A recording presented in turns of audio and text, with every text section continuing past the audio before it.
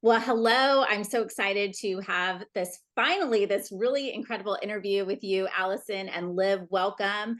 I have already given an intro to our listeners, but I would love for you to introduce yourselves and tell us a little bit about Med Spa. Well, thanks for having us, Kaylee. We're excited too. This is Allyson Reynolds. I'm the owner and medical director of Med Spa in Boise, Idaho. We've been open over 7 years now. And I'm Liv. I'm the practice manager. But yeah, we're super excited to be here and talk about the business. So excited. So it's super fun to have the experience of working. So Allyson, we've been working together just under a year or so.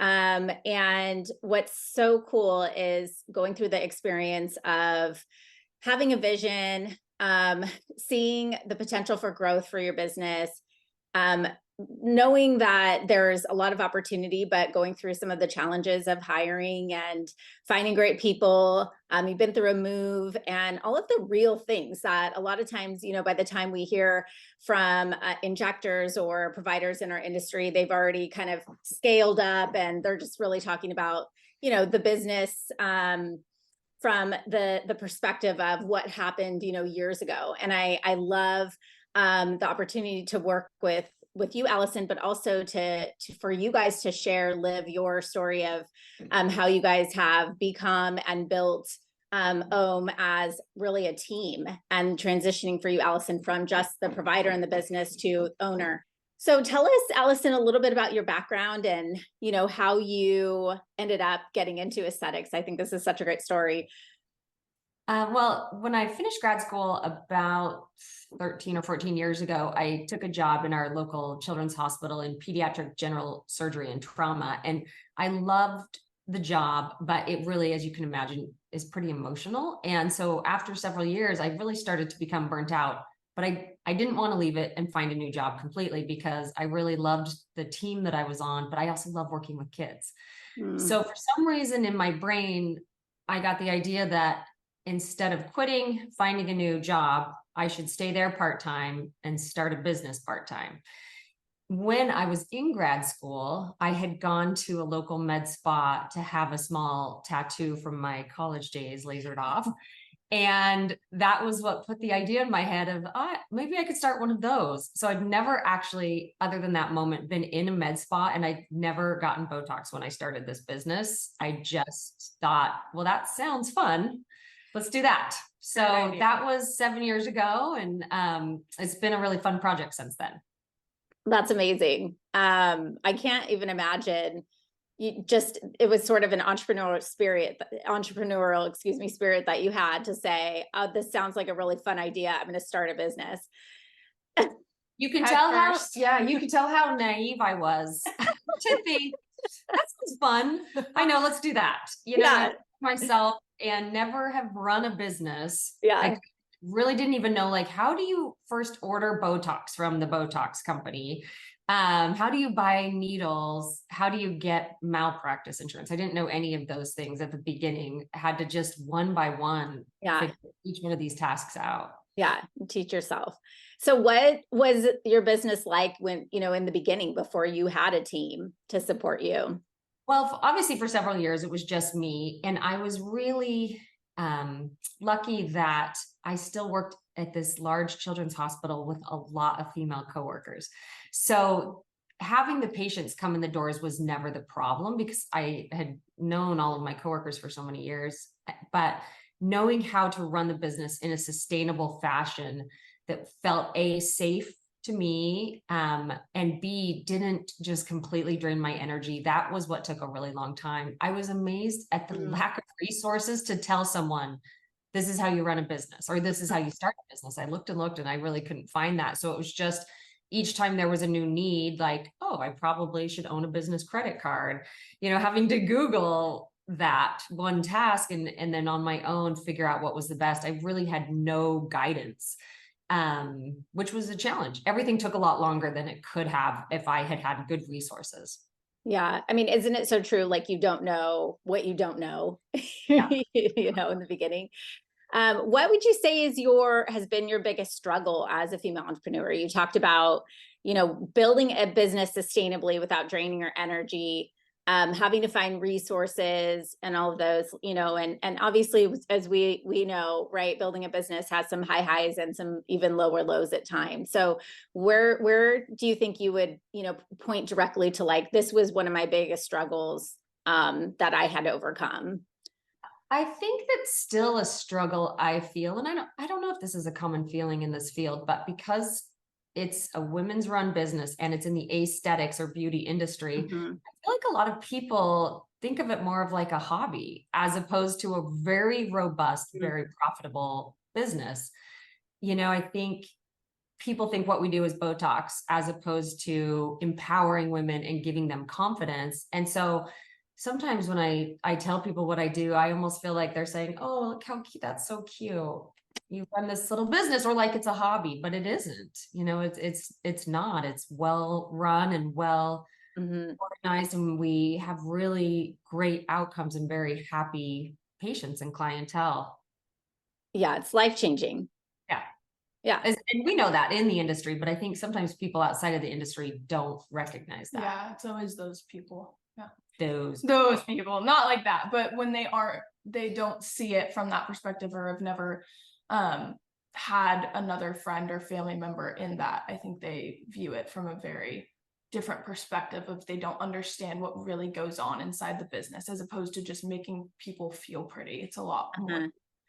Well, yeah. And two, like I think that transition back in the day, before there were medical spas, quote unquote, right? There was your average, go get a massage and fluffy woo woo, feel good. And this is medicine, Yeah. And so I think there's the complexities of building a business and practicing safe, ethical, medical practice, right? I tell both our employees and our patients all the time, like, this is not makeup and I am not giving you a facial. These are prescription products that I am injecting into your skin, and we have to respect it as such. This is medicine. It's not something fluffy, and we all need to take it seriously.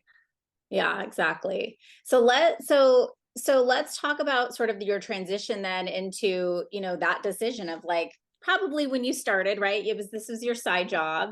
I remember I joke all the time about my husband when I started, like, he would say, "How's your jobby?" Like, as a joke, like a hobby job. Okay. Watch me. Yeah, underestimate me. I dare you. But at some point you had to decide, I'm not going to be this business. I'm going to give the business its own soul. And with that is going to require me to invest in and build a team. And here, this is why I was so excited to have Liv join us today too, to talk about that experience also from her perspective. And, one of a passion of ours is obviously working with women like you, Allyson, but also providing the support to train and mentor and develop and grow the people that are going to run the business. And you never questioned that, and I feel like there's so many times where we, from our perspective as growth advisors, right, are challenged by trying to convince somebody that, no, you really need to invest in a manager earlier, and you need to, invest in, doesn't have to be somebody that knows everything. It doesn't have to be a multiple six-figure, practice manager who's run a corporation. Like, it could be somebody who just is passionate and willing to come in and do the right things, right? But why do you think, so for you were like, yes, I'm in, this is what it's going to take. But so many practice owners are hesitant to invest in and train their team members. So did you feel some of that yourself, and why do you think that is the case? I think for years I was hesitant. I think it's scary to think about turning over this love of yours to someone else who might not love it as well as you do. I think you feel like you maybe can do all of these things better than someone else could. But, after 5 years of like ordering insulin syringes at midnight from McKesson, it got to the point that I realized I cannot be an expert in all of these things. And trying to do this many tasks means I'm probably not doing any of them very well. And that made me nervous because I do want to run a safe and ethical practice. And I knew my expertise and my knowledge and time needs to be put into making sure we, are safe and we're ethical and we provide the best patient outcomes possible. It does not need to be put into ordering needles at midnight. Somebody else could do some of these things to help me. And so I think, I was appropriately hesitant for a long time until I got to the point that I realized I'm not running a great business if I'm trying to do it all. And because of my background, I've never run a business before. I am not an expert in running a business.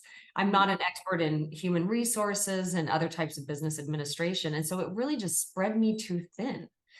But it took me a long time to realize that. And once I finally did, and had started the process to bringing in a team, it's just been a whole different world for me. Mm. And Liv, I'd love to hear some of your perspective and for you to introduce yourself and give some of your background as well. Oh yeah. So I double majored in school. So I have a bachelor's in business administration and human resources management. I've also, since I was 16, always worked for a small or local company. In my first job, I started as an employee and worked up to a manager. And then I had an HR job in a mental health clinic. So I think that's helped a lot in helping Allyson and take those kinds of things off her plate. And I think we do really well at teaching each other things about the things we're not as educated in. So that's been really awesome to have each other support each other through that kind of stuff. That's incredible. Just great teamwork and partnership, right? So how did you guys find each other? Well, as you know, since you were part of my hiring process, I trialed and failed every possible way to hire someone. So I found a million good ways to not hire over the year before Liv came. And through the work at the Academy, I realized I really needed to stop like shouting to the masses, please, will anyone come and work for me, and be very intentional about how to find the right person. So I finally stopped and sat down and created a task list. This is every single thing I would want this person to do for me. But then the next step, which was very different, was to write a love letter to that employee. And in that love letter, it wasn't task-based, it was characteristic-based and character-based.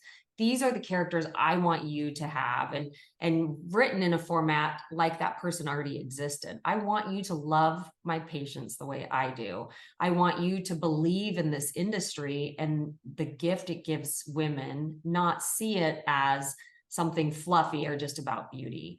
I want you to be energetic and be excited to be here. And on that love letter, I also wrote a bunch of things I didn't want them to have. I said, I love that you don't think you're punching a time card when you're here.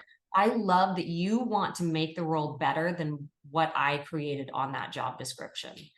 And so with that love list, love letter, I was really able to take that and the task list and write a very robust job description, as much to weed in the people that would fit that job description, but as also to weed out the people who were not going to be ideal. I don't want somebody who wants to come in and punch a time card. I want somebody who wants to help this business grow and believes in its ability to do that. So through that process, I really honed in on what I was looking for instead of just shouting to the masses, and met a few candidates through our hiring process that were good, but not quite ideal. And then one day Liv walked in. She's been a patient of ours for years at the spa. I've actually known her since high school. And when I saw her after doing all of this very intentional work, I knew that there's a chance she could be an ideal candidate. And so right then I asked if she'd like to interview for our job. That is incredible. Walking out the door and she caught me. I did. She's like, let's go for an interview. Yeah, I think a lot of owners are scared to hire their patients. And it's so funny to me because I'm like, they're worried that they would lose them as a patient or what if things went wrong? And I'm thinking the upside of having an employee who knows and loves your culture already and knows you. I mean, my gosh, that's huge, right? Like to come in and already have a level of trust established. They know was attracted to you for a reason to begin with, right? So yeah, I think you're right. Like our philosophies are really aligned about what my med spa or what this med spa should be in the world, you know, that it's, like we said, safe and ethical, but also we're more on the conservative end of treatments and stay very natural, which is different than some practices in town. And so it was a great fit that she had already known our philosophy and obviously had decided to be a patron of it along the way. Yeah, that's incredible. So what is it like now having Liv on your team versus like pre-Liv and now, right? Like talking about that transformation. Life-changing for me. It Oh, really, I cannot emphasize that enough. To have somebody come in that is competent and truly an expert in a lot of the things that I'm not has just taken so much worry off of my shoulders. The first week she came in and she walked around our new building, she said, "Did you know you're supposed to have some, what are they, OSHA Yeah, it's like all of your work compliance OSHA compliance posters Yeah. up?" And I was like, "No, I didn't know." You know, so even just that one thing, the first day she started wait, saying, they're up now, right? Before we they are publish. up Yeah. now. Okay. Yes. I mean, the first day she came in, she was like, "Why don't, before we jump into this job description, why don't we first just get you compliant?" And Yeah. I said, "Why, thank you. That sounds like a wonderful idea." So from the beginning, I had felt safer in the way our business is run. And because she was here and we were able to really build out an HR department that is not only compliant, but is manageable, we were able to hire 3 more staff right after. And so now we are fully staffed for the first time in 8 years and have people that do individual jobs expertly. And it takes the worry off of my shoulders that something's going to go wrong, either with our business administration or with our treatments. And it takes the pressure that I have to be good at it all because I'm not. Right. I think too, there's that like knowing I don't know everything and I am willing to admit that to myself so I can get the help of, you know, soliciting whatever, or we can have somebody that can help figure things out, is amazing. And I think what's so cool, and Liv, I'd love to hear your perspective too on this, is that you didn't come in, Liv, with a background in aesthetics. You know, you haven't been in the industry, which I think could frighten somebody, or maybe, you know, you on paper, you think, well, this is such a unique industry. I really need somebody that comes in and just knows all the things already. So let's talk about that. So Liv, like for you as someone who was new to the industry itself, what has it been like? You know, what are some of the challenges? You know, were there certain things that were really challenging for you to learn in your role? Like, what's it been like getting to know this industry? Yeah, totally. I think the most challenging thing was all of the medical terminology that I had never, ever imagined I would have to use in the workplace. Yeah. I come from HR and business admin. I'm like, I never imagined this.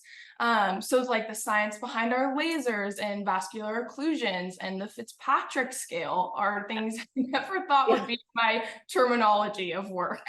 Yeah. And I didn't learn about that in school at all or in my previous work experiences. So that was a huge thing that intimidating, like you said. And I have to know all of those things to write out our policies and procedures and execute marketing. I have to be aware of those things. But Allyson and our other providers that we've recently taken on are so helpful, and they're always willing to help me learn things. And I'll sit in when like Allyson's friends are a patient or something, and I'm like, so step by step, tell me what you're doing because I need to know more. Or at our conference that we're going to in Dallas, I'm skipping some of the business stuff to go to the clinical track so that I can just observe and learn more, because I need to know more to be more well-rounded and market the right things to our patients and see more of what they experience. Oh, well, I can see why this fits your love letter, Allyson. Your willingness to learn and grow, right, is just one of the key things. I do want to kind of touch back on, and Liv, I want to come back to you on that piece, but real quick, Allyson, I think it would be helpful because I know you talked about sort of some of the hiring mistakes that you made as you were, you know, beforehand, and like just in general, what would you say? You made a comment about like anyone and everyone that would be willing to work for me was like sort of your kind of where you were. Was that just of a sense of I'd be lucky to have just somebody to come in and help me, or like, talk to me about kind of where your headset was there before you went through the hiring process of finding Liv. Yeah, I think so. I guess since I hadn't gone through formal training on how to find the right candidate, I kind of just thought, well, anyone that wants to come in and do some of this stuff, I could hand these tasks off to somebody.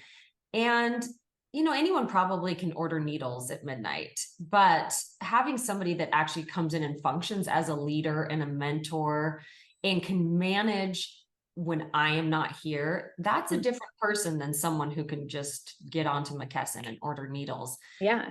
And so it really, I think I was just looking for anyone to help me before, because I was so tired from doing all of these tasks. But going through the work to really think of what that right candidate was going to be like is what slowed me down to realize I wouldn't be just lucky to have anyone walk in and want to help. I love this business and I love our patients, and they deserve me finding the right person for this job so that the business is run as efficiently and as well as it can be. That's also how our patients are going to get the best experience. Yeah, I love that. Like we always say, you can teach somebody how to do the things, but you can't teach them how to get excited about doing them, right? And that's why those sort of intangibles are so important, and hiring for character is critical, because to your point, you can hire, here's the checklist of things. You can find 10 people that can do the things, but you can only find, there's only one Liv, and it's going to take longer, right?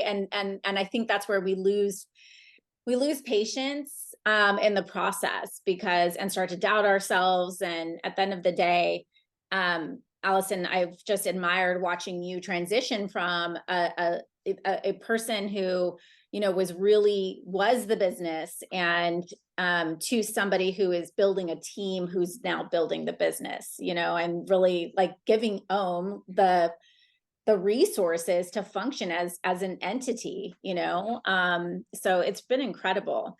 Liv, I have, going back to sort of your training, I know that you are a certified aesthetic practice leader through KLC. Congratulations. So I wanted to talk to you about that, that training and program, and a little bit about how, what your experience was like going through that certification process. Yeah, it was so helpful, especially not having any aesthetic or medical background. I think the certification helped me in learning what the patient needs from us as a practice. Because of my past experience, I knew so much about hiring and policies and procedures. And I think that your program is so educational for someone who has not done that before. And so it was kind of nice to see that and observe it as someone who did, because I'm like, well, this is still helpful for someone who wouldn't, but learning things like the 8-figure patient experience and retention and how to stimulate our current patients was a huge training in my ability to do my job.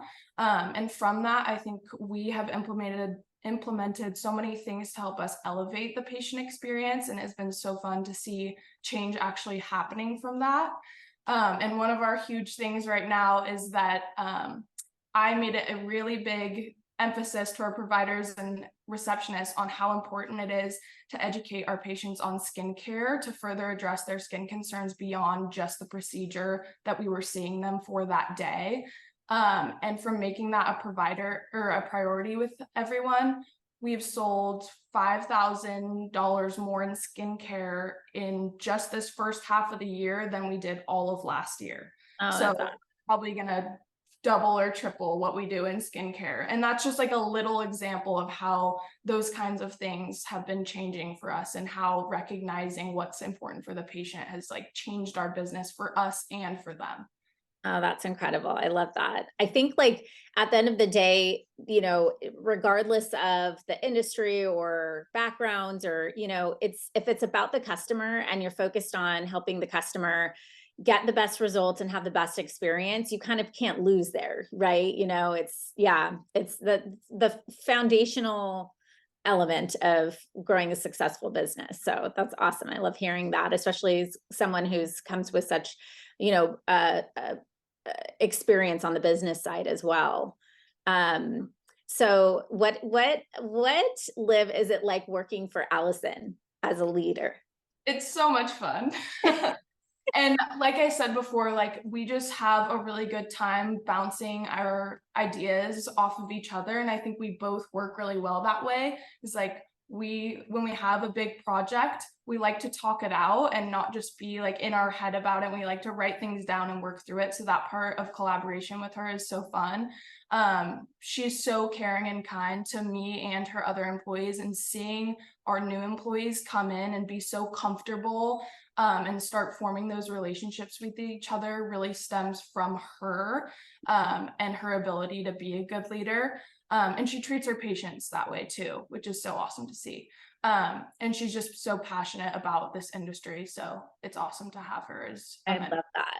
So Yeah. what's your guys like communication cadence? Like what are some best practices? Because obviously this is like someone listening might be like, oh, that would be a dream. Like how do I find a Liv, and how do we, connect with or how do I develop this kind of a relationship with my manager, right? I know you said you're taking Mondays off. Hence why we're able to talk today, but to work on the business, right? So talk to me a little bit about a little bit like how you guys communicate and what your meetings are like and stuff like that. I think that we're still learning that, because Liv's been here a little less than 6 months, and we're still learning what the best modality for us is, but we definitely need time together. Even when it's unscheduled, we both have a million ideas each week, and we really need time to throw them at each other and kind of bat them around. And so we take both Mondays and Wednesdays are admin days for us that we work together. It doesn't mean we're both sitting here the whole day, but it means this is dedicated time that we can work together to talk through all of the new, ideas and challenges that have come up for the week. We also just realized that I'm a person who almost like spitballs ideas every second, like coming out of me, text, email, talking. Hey, Liv, what would be fun is if we did this. And after a few months of being here, that got Liv to the feeling that she was getting a bit overwhelmed and not knowing necessarily which of the things I was throwing at her were priorities. So we just a couple weeks ago implemented like an A, B, and C priority list for all of the tasks, so that, if we have a patient care issue, that can always be an A and get taken care of right away. But if we need to order toilet paper, that's maybe a C and could wait for another day or two. Unless there's a pandemic coming. That's a good point. That is a good point. So they do change sometimes. Yeah, that's true. They definitely will change over time. But so that's, I think, been helpful to us to start to say, just because I shout ideas every second of the day doesn't actually mean they're all A, good ideas, or B, Right. priorities in this moment, and to help Liv start to understand what really is a priority in my brain and what's not. We've been trying to work through giving everything an A, B, or a C for our tasks, which is actually, I think, going to be really helpful. Yeah, because sometimes I'm like, Allyson, I don't know what you think is the most important, because they all sound good and fun, but what's the most important to us right now? Yeah. So we do that a lot, which has been really good for us. Just to have someone to ask that question is such a resource, Liv, because as visionary leaders, we do this, right? We're constantly thinking about what could be possible. And then there's the reality of what can be implemented on what timeline, and how to properly resource our focus into the places that are going to make impact in the right direction, right? So there's like the big picture of like things we could do and want to do, and then there's okay, we have to run the business, and this is where we need to deploy these resources now. I know I remember even Shannon, who's my Liv, she, I'll just give her stuff and she's like, what's the due date? And I'm like, yesterday, everything's due yesterday, right? Jokingly, obviously, but she's challenged me to even task, like have to think to myself, like, what kind of time do we really need to invest in this, and what's possible? And she'll even push back on me, like, we need to give ourselves an extra 3 months, or that's a next quarter project for us. We have like our little dump list. So I love the A, B, and C priority. That's such a great tip. Very cool. It's also been really beneficial that Liv has the type of personality that she's okay telling me, she's okay managing me, which is what I needed. A week ago, she said, I can't believe you haven't done these things in your email that I sent you.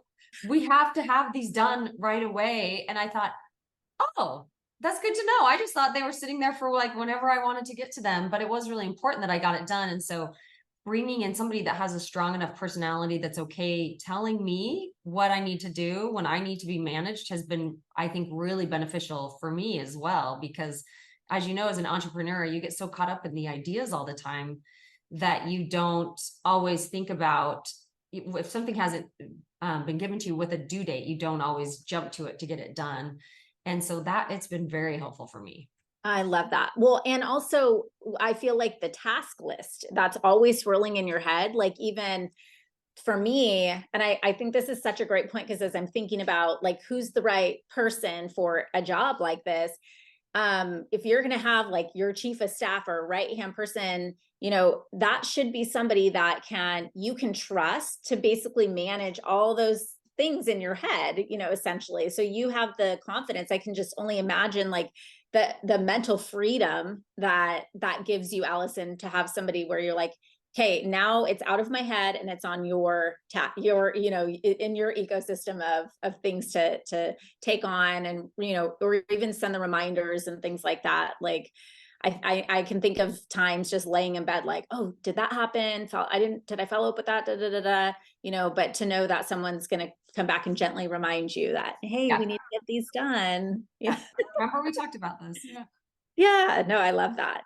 So, Allyson, let's talk kind of about your, you know, the journey over the past, you know, even 7 years, but I know together we've had over the past year, you know, you have, you know, expanded to a new location, you multiplied your team, you have been through personal challenges and, you know, I mean, all of the things, but what has been your biggest accomplishment, you know, in the past, in your recent trajectory of growth, I would say? I think that the biggest accomplishment has been building our team. You know, thinking about myself a year ago, I was on vacation with my family. I had my laptop with me. I was working late into every night so that I could spend time with them during the day. I felt very frazzled and spread very thin. Mm. Fast forward to this summer, I was able to go on a vacation for 7 days in a place without cell coverage and felt completely okay doing that. And that was only 12 months of change, but it's so remarkable in my own life. I feel like it's actually improved my personal relationships with my family. I spend more quality time with friends. I get to actually rest more. Mm. And that is all because I now have a team that I completely trust to run this business in my absence.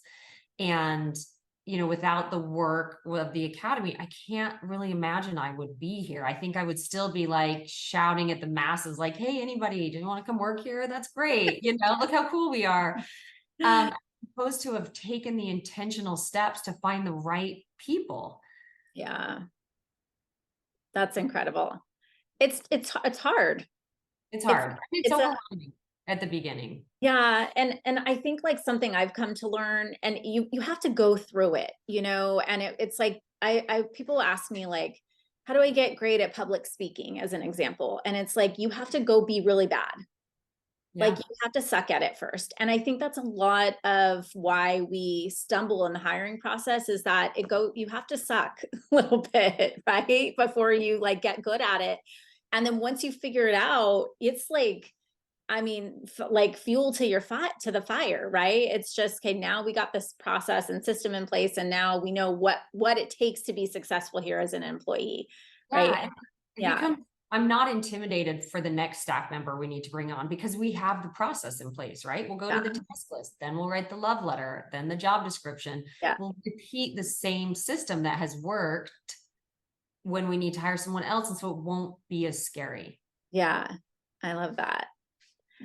So what would you say, Allyson, it would be your best piece of advice for any female injector who's sort of in your shoes, or, you know, maybe a couple years behind you, looking to scale up her business? I think my best piece of advice is don't try to be the expert on all things. I always thought, well, I can Google this or I can find a book that will tell me how to get through this phase of my business. But that is very slow and laborious to accomplish a task. Finding a coach that really feels very much like a mentor. And also through the Academy, I found a support network of people I could bounce questions off of. I wish I would have done it earlier, is to find not only the mentor, the expert in this field to help guide me, but also to find the support team that can give you advice when you need it, and sometimes tell you what not to do and cheer you on. I laugh. I think back to some of the stories of going through the process pre-live, right? The pre-live days. Oh gosh. Yeah. And the bad women are stories. just like, girlfriend, like, Yeah, I think one time you said, sounds like this was good that you didn't hire this person. Like, yeah, maybe, I guess you're right. yeah. And that's what's so great. Like, I love that this conversation is sort of spun in that direction too. And I think Liv, is you're now taking over that, the hiring and leading and management of the team, you know, is to remember that sometimes it takes figuring out what we don't want to know what we do. And we have to give ourselves the grace and the space and the patience to go through that process of figuring it out. We'll do the best we can, but that is, the pain is going to, like those, I don't know, milestones are going to happen no matter what, you know? So very good. Okay. So I would love just to, in conclusion and kind of wrapping up this conversation, like any other final thoughts or maybe together, like things that you guys would think of as like a manager, owner team that, that you would want to share with our Fierce Factor podcast listeners. I guess I would say don't be intimidated by the process, because once you go through it one time, you have that system in place to go through it the next time. So it seems like a lot of work at the beginning to go through the intentional steps to find the right person, but then you've created that system and it's much easier each time you have to go through it in the future. I love that.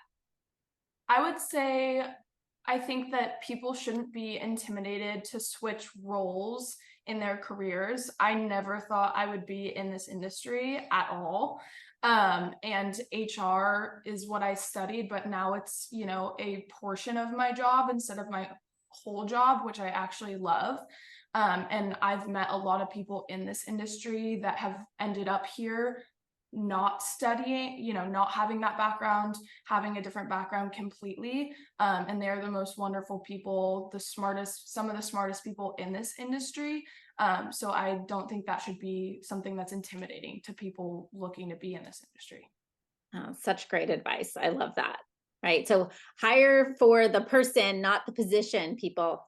Absolutely. Absolutely. Yes, very good. Well, congratulations again, you two, on all of your incredible success. It's been absolute joy just, you know, sitting back with my bucket of popcorn, watching you just freaking crush it and build this empire, truly. So I can't wait to see what is to come in the next year and, you know, and beyond. So, well, thank you. Thank you for all of your guidance. Yeah. I bet. Okay. Well, thank you so much, ladies. And I will chat with you soon. Okay. Bye.